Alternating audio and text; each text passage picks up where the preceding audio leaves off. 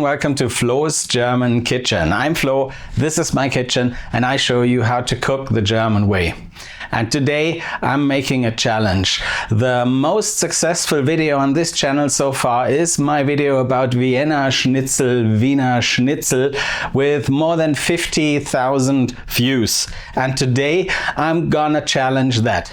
Not necessarily the views, but definitely the taste, because I'm making a traditional Bavarian Münchner Schnitzel, Munich Schnitzel. For the Münchner Schnitzel, I need pieces of pork loin, breadcrumbs, an egg, flour, wheat flour, horseradish paste, sweet mustard, salt, pepper, and of course a good guzzle of German beer, Bavarian beer.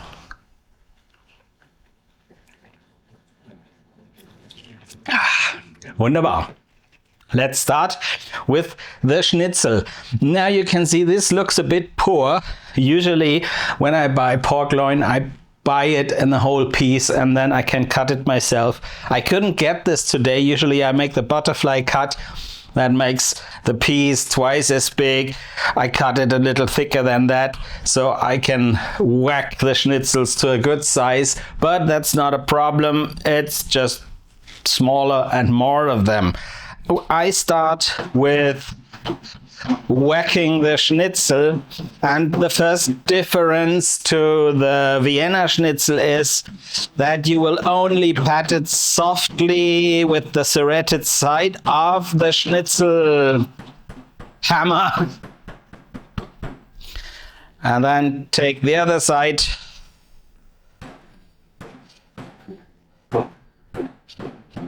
to even it out. So while the Vienna guys are probably proud of whacking their schnitzel to really like paper thin size, this is not as thin as a Vienna Schnitzel. And we start just like a usual schnitzel with pepper and salt on each side.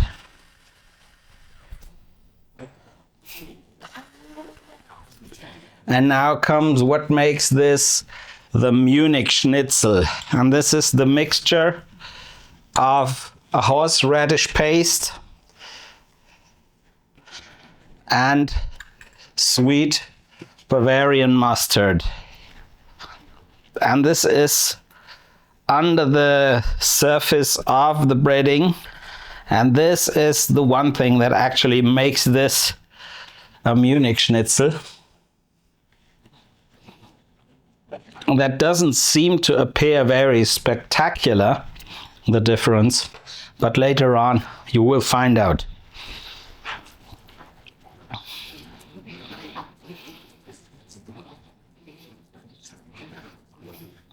So I'll just put this away. I'll need it for the braiding later.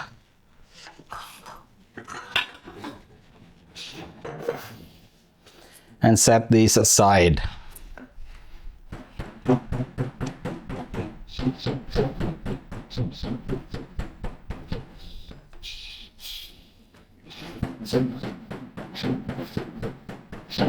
I don't know if you remember the video, my last schnitzel video. There was a part when I hammered the schnitzel, the beer would move closer to me. Of course, it's because of the vibration of the table, but why does it always move closer to me, not away?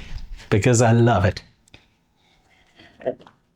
Like painters stroke their colors bright, Flo paints with flavor, calm and light. Sweet mustard flows, horseradish bites, a quiet craft, the sense delight. No rush, no show, no empty art, each careful move plays its own part. The brush, the crust, the golden heat, where texture, time and patience meet. So that's how the first part works.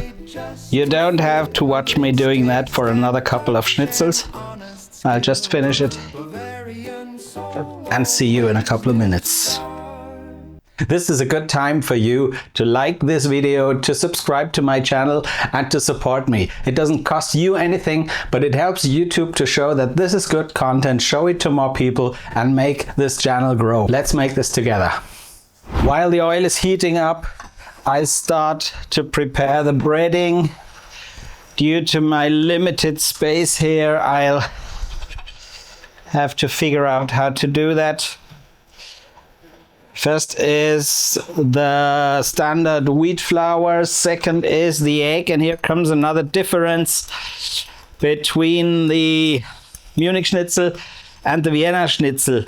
The Vienna Schnitzel is veal and yeah, just got a little salt, pepper, a little mustard under the breading. That's why I usually add a little more salt and pepper to the egg. But the mustard and the grain, the horseradish, has so many flavors that I don't need anything extra in the egg. That's why I leave it the way it is.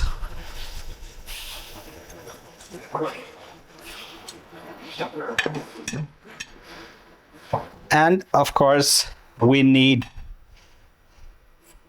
the breadcrumbs. Now that's gonna be interesting. I don't remember how I made it the last time. Yeah, the oil is hot. Supposed to be 170 degrees Celsius. So I start. And since the schnitzels are pretty small, I'll do like a serial production, because I think I can fit all them in one pan. But you don't want to leave the breaded schnitzel resting somewhere, because the breadcrumbs get soggy when the breaded schnitzels are stacked. So I'll just put one schnitzel to every production step and then move on. Schnitzel number one, and now I need to be quick, because you might remember from the last video, one very important thing when making schnitzel is the souffleing of the schnitzel. Shake your schnitzel. Yeah, this is not so easy. They would probably fit all at a time.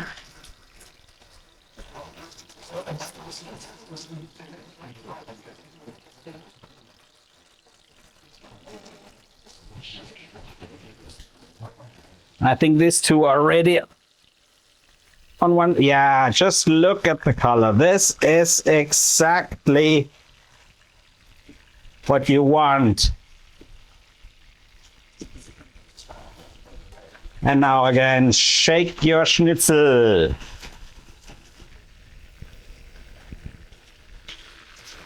And a little more shaking.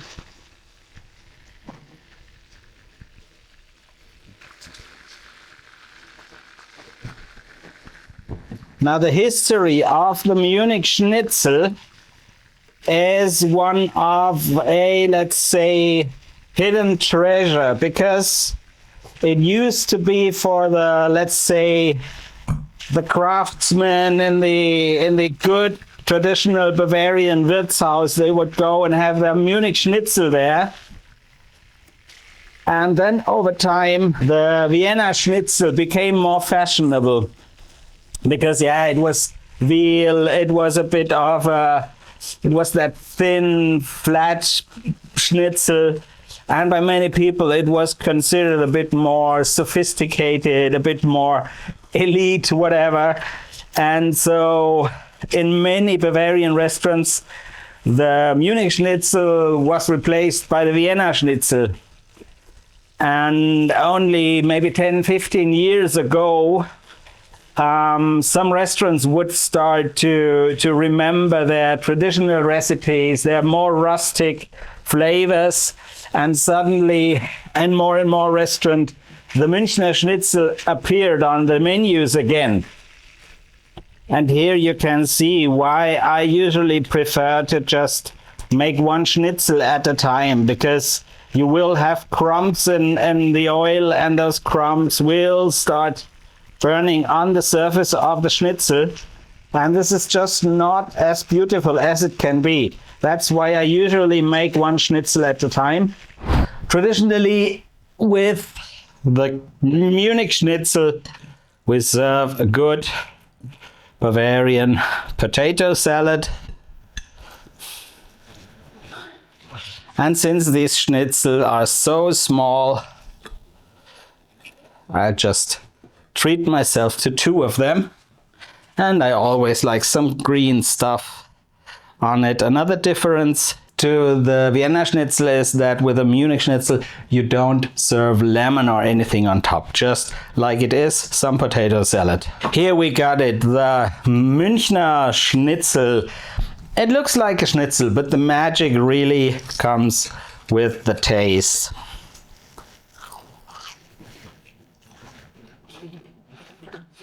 Yeah, that's great. Now, the difference to the Vienna Schnitzel is that this got several layers, I'd say, of flavor. At first you have that crusty breading, of course, that touches your mouth. Then you get the taste of the meat with that sweet, let's say honeyish flavor of the sweet mustard. And then the horseradish starts to kick in with that sharp little bite. And this is just a sensation that, in my opinion, a Vienna Schnitzel just doesn't have. So this is more rustic, this is more complex in its flavors, and it's just lovely. This is really a sensation. If you want to know how to make German potato salad, look at this video. I've done it already. Great thing, great combination. You should celebrate your German cooking. You should celebrate Münchner Schnitzel. Cheers on Münchner Schnitzel.